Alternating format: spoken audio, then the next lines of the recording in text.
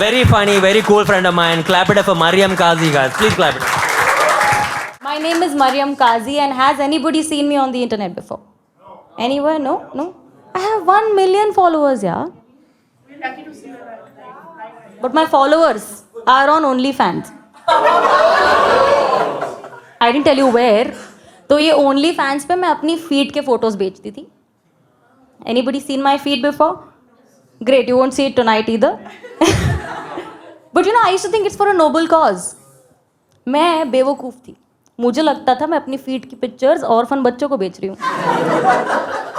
जिनको किसी का पैर छूना होता था. In my head, you know. And then I found out about the fucking foot fetish. It was the worst thing ever. क्या करते हैं यार मेरी फोटो के साथ? फिर मैंने बंद कर दी बेचना. So I'm a Muslim. How many of us are Muslims? Yeah, give me a cheer. I am minority. Got it. We got it. We got it. एक आया कहीं से. So Muslims are a minority, I know, and I did not know I'm such a big minority until Pakistan और India के बीच में war हुआ था. Did you realize that time? All uncles, all other motherfuckers used to come and tell me कि बेटा I'm so sorry, पर पाकिस्तान ने गलत किया.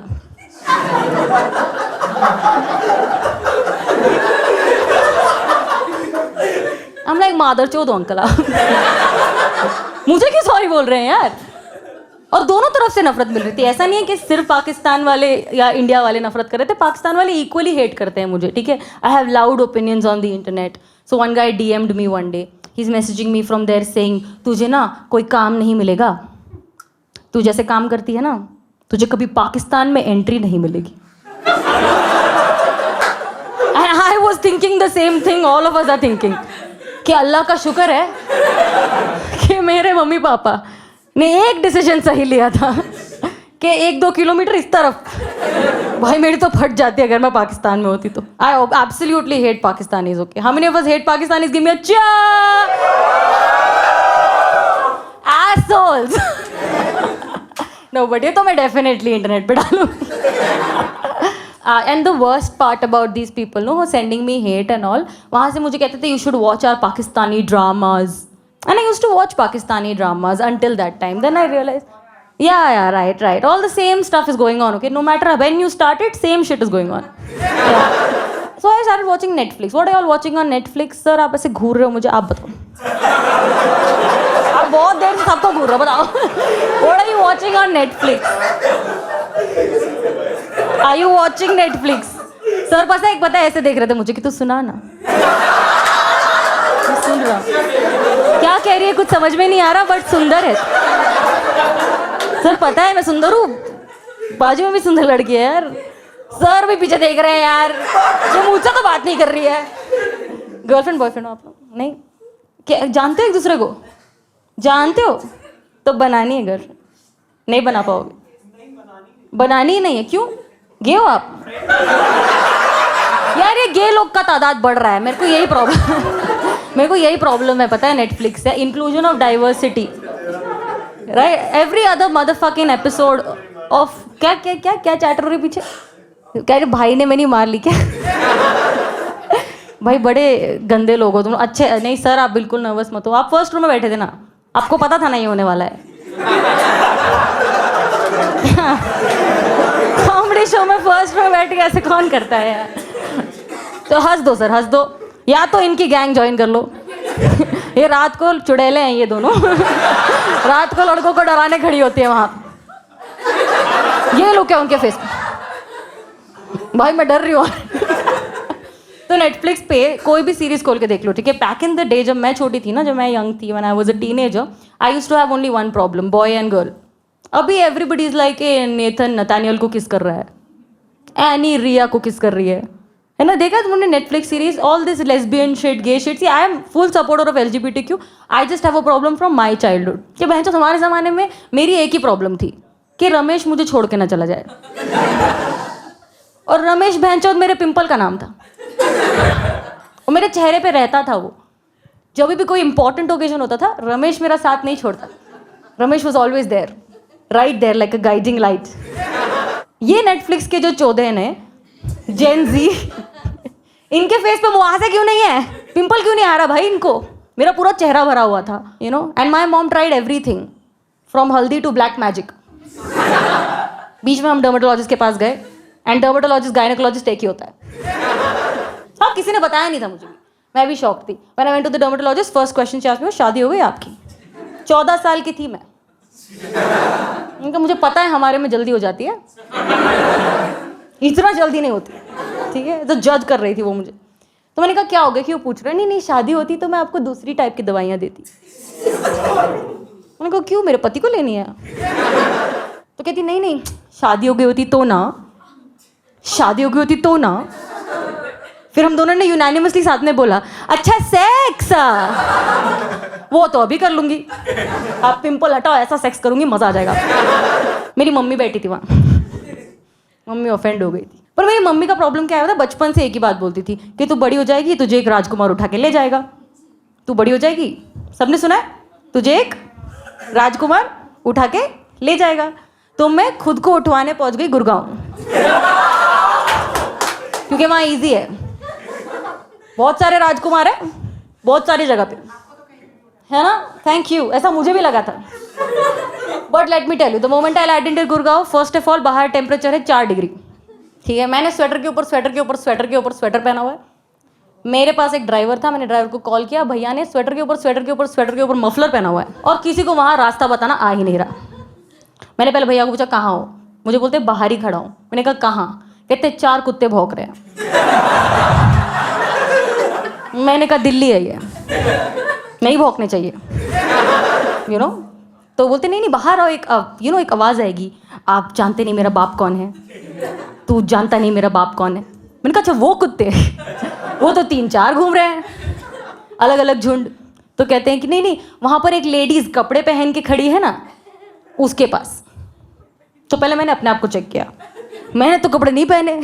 अरे मैडम आप बाहर इतनी देर खड़ी थी, ठंड लग रही थी? मैंने कहा हाँ सर 4 डिग्री टेम्परेचर है, बहुत ठंड लग रही थी। कहते इस बार तो ठंड पड़ी ही नहीं। मैंने कहा क्यों सर, पिछले साल क्या हुआ था?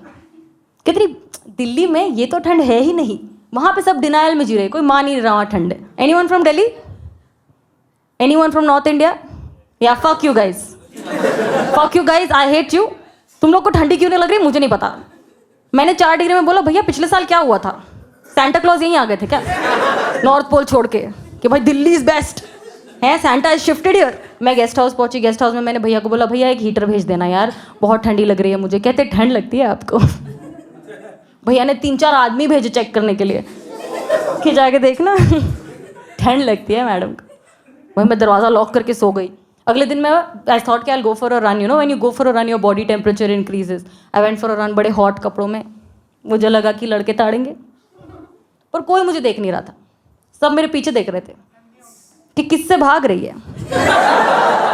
दिल्ली सेफ है यार, अब गुड़गांव को मैंने सेफ स्टेटस दे दिया है। आई यूज्ड टू थिंक बचपन से, यू नो मेरा राजकुमार मसीमो स्टाइल आएगा और पूछेगा are you lost baby girl.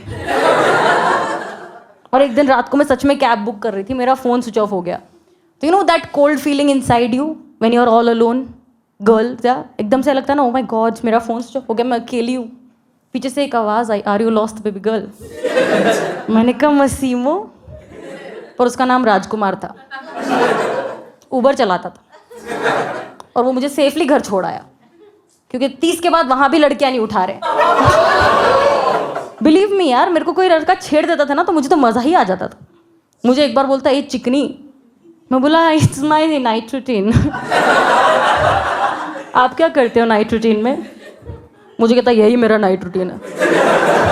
मैं इधर खड़ा होकर लड़की छेड़ता हूँ। मैं बोला सनस्क्रीन लगा के छेड़ा करो। हाँ, ऐसा मिथ है कि नाइट में नहीं लगाना रहता है, बट लगाना रहता है ना। वो फिर मेरे से ही डर के भाग गया। एक और बंदा आके मुझे कहता है ये चलती क्या? मैंने कहा हाँ चलना, 2 बजे तक छोड़ देना, लेकिन मेरा कल मीटिंग है सुबह।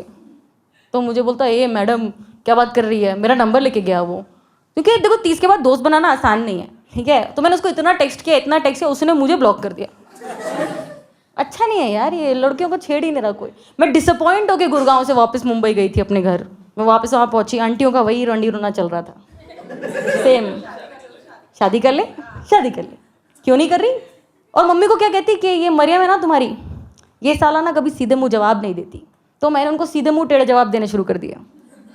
कहती शादी कब करोगी? मैंने कहा आंटी मेरी ना शादी के शामियाने में एक लकड़ी कम पड़ी है, आपकी चिता से उठाऊंगी। Aunty upset, aunty shocked, Mariam rocked.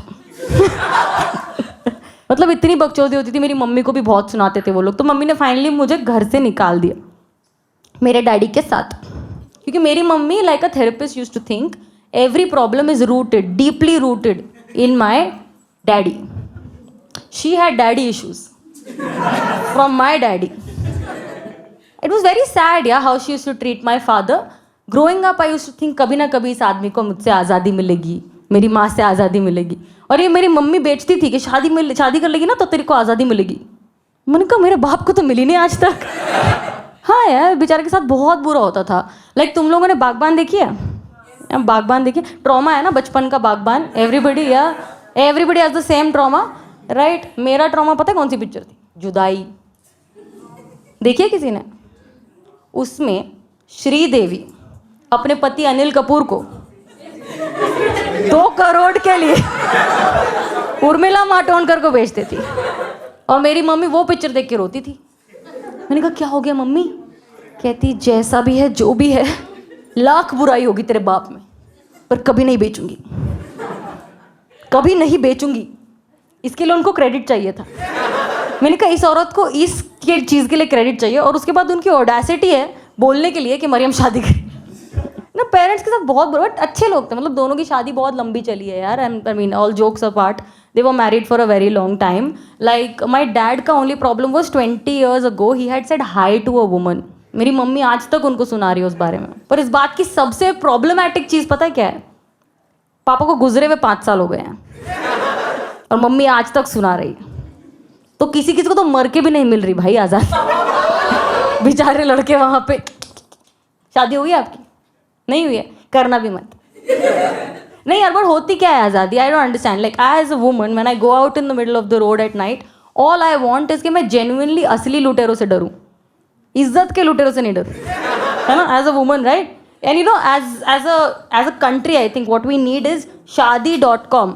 शादी.com देखा है सबने? उसके ऊपर ना इतनी सारी कैटेगरीज डाली हुई होती है, जात पात धर्म रंग, है ना? Instead of that I think the 2 categories should be interested in main, interested in women. और उसमें भी सब कैटेगरीज होनी चाहिए कि इंटरेस्टेड इन वीमेन तो हाउ इंटरेस्टेड इन वीमेन, कि जॉनी सिंस ही है कि बिल्कुल आंखों से प्रेग्नेंट कर दे रहा है, या विवाह का शाहिद कपूर है, बचपन से भरा पड़ा है, या किसी भी पिक्चर का इमरान हाशमी है ना? या Shahrukh Khan from any romantic movie, गर्दन सूंघ सूंघ के मजे ले रहा है। मतलब those are the categories I'm actually looking forward to.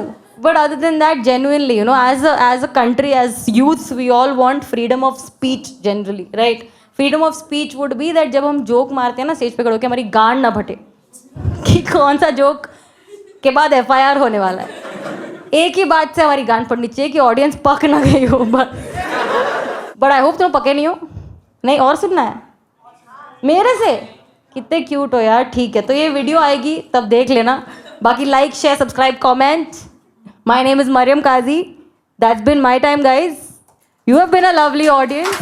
Please give it up for your host, my very dear friend Krishna. Clap it up for Mariam, guys. Hi. Lovely. Yes, Muslims are killing it in a nice way. Sorry.